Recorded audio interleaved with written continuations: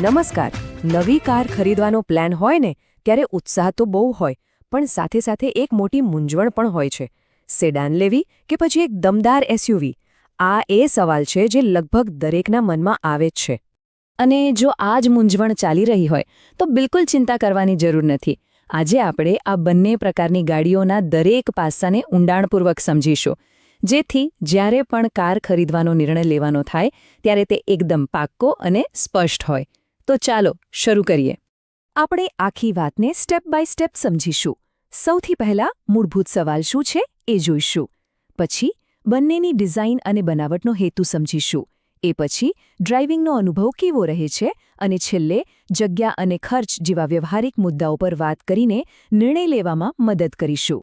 તો ચાલો શરૂઆત કરીએ આપણા પહેલા અને સૌથી અગત્યના સવાલથી. અહીં આપણે એ સમજવાનો પ્રયત્ન કરીશું કે આખરે શ્રેષ્ઠ કાર કોને કહેવાય. જો સાચી વાત તો એ છે કે કોઈ એક કાર બધા માટે બેસ્ટ નથી હોતી. શ્રેષ્ઠ કાર એ છે જે તે વ્યક્તિની જરૂરિયાતો અને જીવનશૈલીને બરાબર બંધબેસતી હોય. ગાડી મોટાભાગે ક્યાં ચાલવાની છે? સારા રસ્તા પર કે ખરાબ રસ્તા પર? પરિવાર કેટલો મોટો છે અને માઇલેજ વધારે જરૂરી છે કે પછી જગ્યા? આ સવાલોના જવાબ જ સાચી પસંદગી નક્કી કરે છે.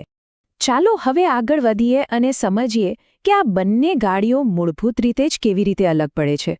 કારણ કે તેમની બનાવટ પાછળનો જે વિચાર છે ને, એ જ તેમને એકબીજાથી સાવ જુદા પાડે છે. આ બંનેની બનાવટ પાછળની જે ફિલોસોફી છે ને, એ જ આખી વાતનો આધાર છે. એક તરફ સેડાન કે હેચબેક જેવી સામાન્ય કાર ઓછા વજન સાથે અને જમીનની નજીક બનાવવામાં આવે છે, જેથી રસ્તા પર સારી પકડ રહે અને મુસાફરી આરામદાયક બને. તો બીજી બાજુ એસયુવીનો બાંધો એકદમ મજબૂત હોય છે અને એની બેઠક ઊંચી હોય છે, જે એને કોઈપણ પરિસ્થિતિ માટે તૈયાર રાખે છે. હવે અહીં એક શબ્દ છે જે વારંવાર સાંભળવા મળશે, અને એ બહુ જ અગત્યનો છે: ગ્રાઉન્ડ ક્લિયરન્સ. એકદમ સરળ શબ્દોમાં કહીએ તો ગાડીના તળિયા અને જમીન વચ્ચે કેટલી જગ્યા છે, બસ એ જ. આ નાની દેખાતી વાત ખરેખર બહુ મોટી અસર કરે છે. તો આ ગ્રાઉન્ડ ક્લિયરન્સ વધારે હોવાનો ફાયદો શું? સીધી વાત છે. જે ગાડીનું ગ્રાઉન્ડ ક્લિયરન્સ વધારે હોય એ ખરાબ રસ્તા, મોટા સ્પીડ બ્રેકર કે પછી ખાડા ટેકરાવાળી જગ્યાઓ પર નીચે અથડાવાના ડર વગર આરામથી નીકળી જાય છે.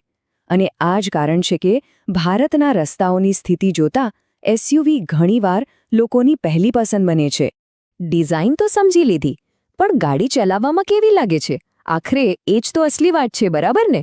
તો ચાલો હવે વાત કરીએ ડ્રાઇવિંગના અનુભવની. જ્યારે સ્ટિયરિંગ વ્હીલ પાછળ બેસવાની વાત આવે ત્યારે બંને ગાડીઓ બિલકુલ અલગ અનુભવ કરાવે છે. સેડાન એની ઓછી ઊંચાઈને કારણે જમીન સાથે વધુ ચોંટીને ચાલે છે, એટલે કે વધુ સ્થિર લાગે છે. ખાસ કરીને હાઈવે પર વધુ સ્પીડમાં કે તીવ્ર વળાંક પર આ વાતનો અનુભવ થાય છે. બીજી બાજુ એસયુવીમાં ઊંચા બેસવાને કારણે રસ્તાનો એક કમાન્ડિંગ વ્યૂ મળે છે, જાણે કે આખા રસ્તા પર આપણું જ નિયંત્રણ હોય. ટૂંકમાં બંને ગાડીઓની પરફોર્મન્સની પ્રાથમિકતાઓ જ અલગ છે. સામાન્ય કાર તેના હળવા વજન અને એરોડાયનેમિક ડિઝાઇનને કારણે વધુ સારી માઇલેજ આપે છે, જે પેટ્રોલ ડીઝલના ખર્ચમાં સીધી બચત કરાવે છે. જ્યારે એસયુવી તો બનાવવામાં જ આવી છે ખરાબ, કાચા અને ગમે તેવા રસ્તાઓ પર ઉત્તમ પ્રદર્શન કરવા માટે. સારું, હવે વાત કરીએ રોજિંદા જીવનની જરૂરિયાતોની, એટલે કે જગ્યા, જાળવણીનો ખર્ચ અને બીજી વ્યવહારિક બાબતો. કારણ કે ઘણીવાર ખરીદીનો અંતિમ નિર્ણય આ મુદ્દાઓ પર જ ટકેલો હોય છે. ચાલો હવે થોડુંક ગણિત માંડીએ. જગ્યાની વાત કરીએ તો એસયુવીમાં સામાન્ય રીતે વધુ બૂટ સ્પેસ એટલે કે સામાન રાખવાની જગ્યા અને હેડરૂમ એટલે કે માથા ઉપરની જગ્યા વધુ મળે છે, જે લાંબા પ્રવાસ કે મોટા પરિવાર માટે ખૂબ જ કામ લાગે છે.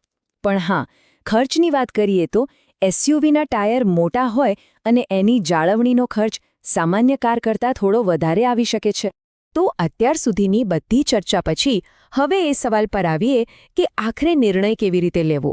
પોતાના માટે કઈ કાર શ્રેષ્ઠ છે એ કેવી રીતે નક્કી કરવું? તો એક સામાન્ય કાર એટલે કે સિડાન કે હેચબેક કોના માટે બેસ્ટ છે?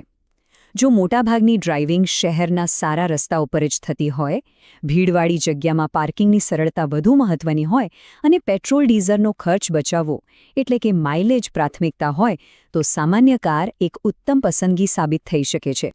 પણ બીજી બાજુ જો વારંવાર ગામડાના કે ખરાબ રસ્તાઓ પર જવાનું થતું હોય, જો ઊંચાઈ પર બેસીને ડ્રાઇવિંગ કરવાનો કમાન્ડિંગ અનુભવ પસંદ હોય અને જો પરિવાર મોટો હોય કે સામાન માટે વધુ જગ્યાની જરૂર પડતી હોય, તો પછી એસયુવી જ બધી જરૂરિયાતોને વધુ સારી રીતે પૂરી કરી શકે છે. તો હવે આ બધી બાબતોને ધ્યાનમાં રાખીને પોતાની જાતને પૂછવાનો સવાલ એ છે કે પોતાની રોજિંદી મુસાફરી, જરૂરિયાતો અને પ્રાથમિકતાઓ કઈ કાર તરફ ઇશારો કરી રહી છે? જવાબ તો અંદરથી જ આવશે, પણ હવે એ નિર્ણય લેવા માટેની સ્પષ્ટતા ચોક્કસ મળી ગઈ હશે.